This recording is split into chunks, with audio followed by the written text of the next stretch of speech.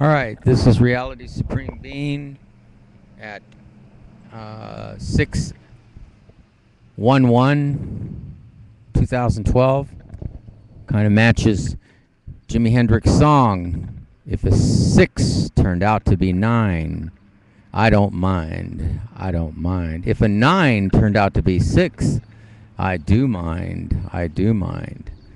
All right, why I'm saying that is because I was about to lose my camera. Why I'm saying that is because today is 6/11, and 6/11 could be the version of another attack. Anyway, excuse the sarcasm, but I can't help it when so much has been ignored. Civil rights being violated in my life. You know, civil rights, when you violate person's civil rights in the least possible way, you end up really hurting them a lot more than most people are willing to admit. And I'm talking people, the authorities are willing to admit. They all think that they are immune from the dangers of human life. Human life from the time you're born to the time you die. There's all kinds of dangers all around you. You could die at any time. These people that run this country, I've already said it, are nothing but evil. And the people that support it are just as evil. Because your responsibility is to overthrow it and institute new forms of government that don't do this anymore. People talk real big about planet being green, and it's all garbage. It's all crap philosophy. And eventually, everyone is going to be affected by it. Now, I'm trying to institute a revolution. But what kind of revolution? A peaceful coup d'etat? Absolutely. I mean, my teeth are all broken. Some of them are turning black. Nobody cares. I've been talking about this for 3 years. That the reason my health has taken a spiral downturn is because of what the city was doing to me. And I've talked to every agency. They're all negligent. They all have guidelines that force them to be negligent if they're not just outright negligent altogether. Limits their guidelines, their rules, their regulations, limits their ability to help people in the way that a person needs help. Not all people need a room or a shelter to be at. Not all people need that. Some people have alternative lifestyles, are being attacked. Alternative lifestyles are constantly being the civil rights of alternative lifestyles. There aren't any civil rights for alternative lifestyles. There's only a few lifestyles you're allowed. The lifestyles you're allowed is you either are a renter or are somewhat successful and you're a landlord, and then it's all up the scale. It's on the ladder of success. There's some people don't care about success anymore. It's too big. It's too out of control. Your whole planet is built on a pyramid system with the poor people working and slaving away to support the rich. And when you see the 99 percenters, that's so much bullcrap. I spoke as a presidential candidate with the media right there, and they didn't cover me. They didn't do any news clip on me because they know what I'm going to say. They know. They've been told, do not cover this guy. We're not interested in his story. We don't care. He's just a lowlife. He's this, he's that. Whatever their private opinion is, they're the lowlifes. They're the ones that are hurting the country. No one else. Everyone who's buying coffee at Starbucks, putting gas in their cars, continually feeding this society, they're the enemy, along with the police, parking enforcement, and everybody else. You pay 75% of your taxes, and that goes to the military, and the military uses it to kill innocent men, women, and children. You're all guilty, every last one of you. Except for me, of course. There are exceptions. There are people like me. We're out there. But our voices are silenced. We'll never be heard in the amount, and even if we are heard all at one time, the people are not going to do it. They're going to disagree with us. You know why? Because they want to keep their jobs. They want their perfect little life, their accepted, brainwashed life. They want to accept that, and they want to continue paying the rents, which pay the landlords, which pay the banks. If you took all your money out of the banks, everybody, all at one time, you know who would be in control of this country? You would.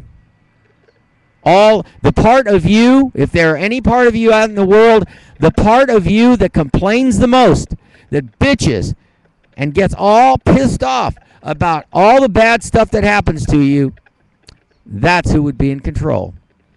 And so long as you continue feeding this system, it's going to screw people over and over again. And you don't care, because so long as it doesn't happen to you, who cares? Anything could change it at any time. But you people continue to ignore me. You continue to... There's only just very few people who watch my videos because I rant and rave too much. I blah, blah, blah, blah, blah, blah, blah. They just want to get to the point. Well, I have gotten to the point. More than 200 videos. 3 years later, my cars, my trucks, my boats, my motorhomes, everything I worked for the last 30 years destroyed by your society. Your society is evil. When you transgress on a person's civil rights, you take their cars, their boats, their motorhomes, they take everything they've ever worked for, and you have laws that do that circumvent civil rights, the rights to privacy, the rights to own things, then you're the evil enemy. And so long as you do that, hey, I hope all the bad stuff in the world starts happening to this country. Like I said, if I was standing there at a console and somebody told me, you know, Ches, you know, Caesar, if you don't push that button in the next 5 minutes, the whole United States is going to sink under the ocean. I'd go, really? You mean all I have to do is push that button and save this country? Is that what I have to do to keep it from drowning? From a huge millstone, like Matthew 18:6 says, a millstone around Uncle Sam's neck, and if I push that button, I save him? You know what I do? I'd go sit down and watch that button for a full 5 minutes, knowing I would never push that button and save this country. No more than they have saved me. Because no one saved my cars, no one saved my trucks, no one went out of their way to do anything to help me. So, fine. Like I said, the next earthquake, you better not ask me for any help. Nobody better ask me for help, because I ain't going to help. Hurricane, tornadoes. If natural disasters had taken my stuff, I can understand that. And I can deal with that. But people taking my stuff, all my life's work away from me, including my research programs, all my material for my future book I was going to write about the mistreatment that I have been through. It's like the movie Meet John Doe with Gary Cooper and Barbara Stanwyck. They go, he's trying to talk to the people to tell them that it doesn't matter if it was fake or real, that if he was fake or real. What matters is that he created a movement of people that started caring. Watch the movie, Meet John Doe. It's a black and white movie.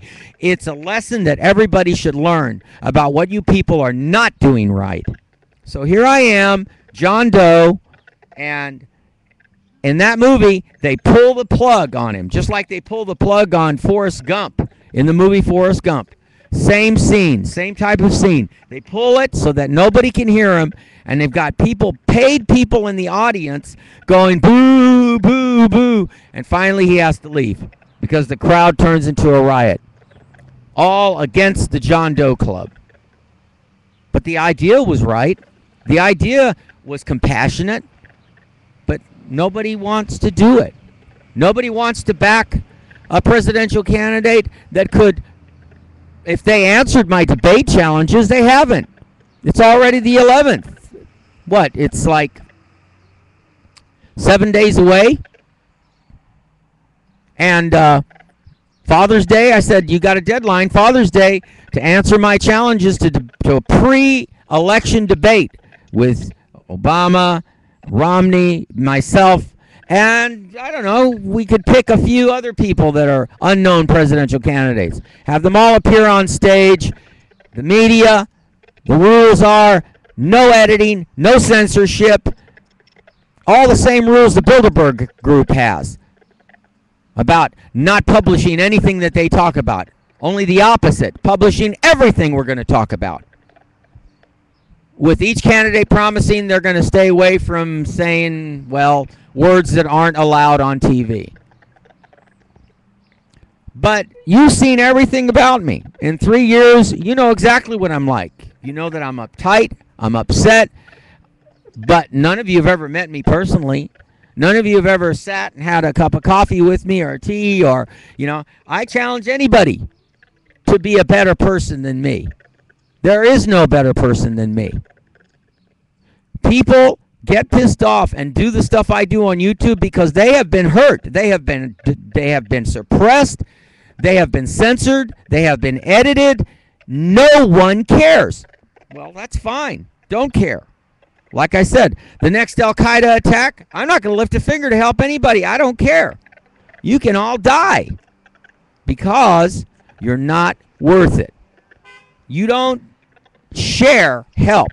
You just call the city and sick people on other people anonymously and have their cars and trucks and boats, motorhome. You slash their tires.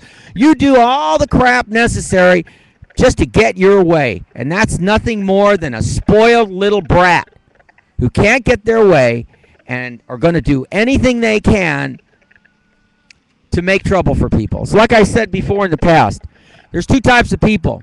People who consciously and subconsciously have accepted that one day they're going to die. But they're not going to go consciously or subconsciously cause other people problems because they can't accept the fact that they're going to die one day. Then there's the other type of person who tells you that they're not afraid of death. They have no problem with it. But subconsciously, they are scared out of their wits they're going to die. And subconsciously, they go out of their way to hurt other people because that makes them feel better about the fact they're going to die. They cause so much hurt and agony because they're hacked off subconsciously that they're going to die one day and cannot accept it. And that's the kind of person that needs to be put on an island somewhere where they can't do any damage to people. Because those are the posse people that turn their neighbors in. Those are the eyesore fanatics that continue hurting people. There are hundreds of thousands of things that need to be corrected. Not just in this country, but on your whole planet. Like in Al Gore's movie. I could show you a better movie than Al Gore. It's on YouTube right now, all 200 videos. I showed you the planet Earth from the orbit of Pluto. The Voyager spacecraft took a picture of it. We are nothing. We're a tiny little dot, the size of the sentence that's telling you what's in that picture. That's how big we are from the photograph that Voyager took. Al Gore uses the first picture they took of planet Earth from the Gemini spacecraft, the first real picture in outer space. So now we've progressed to the point where we can see the Earth from planet Pluto, just a tiny little dot.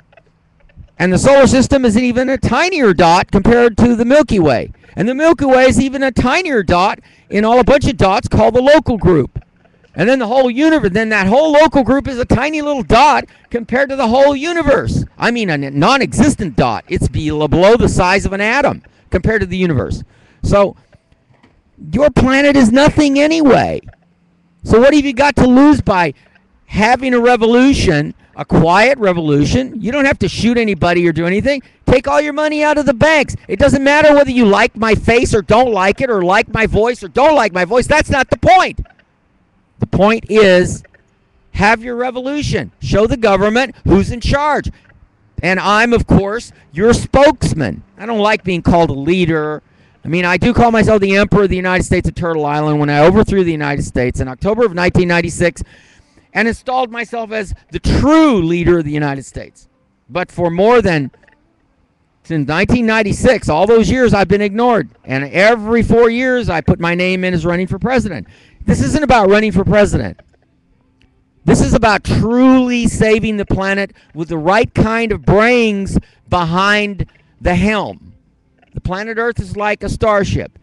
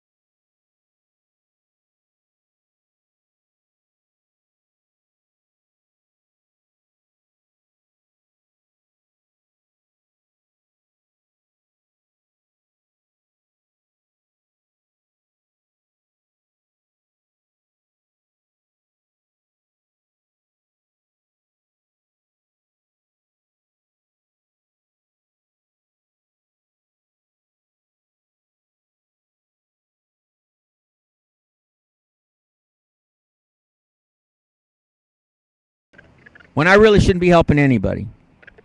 All right. We're going off the air.